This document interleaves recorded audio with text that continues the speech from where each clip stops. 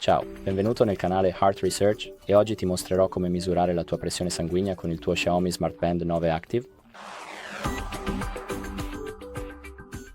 Quindi la prima cosa che faremo è aprire l'app XIAOMI Fitness, assicurati che il tuo orologio è collegato al tuo telefono e poi clicca su impostazioni di sistema, poi clicca su widget e scorri verso il basso fino a saturazione di ossigeno e clicca sull'icona del plus e poi clicca su salva.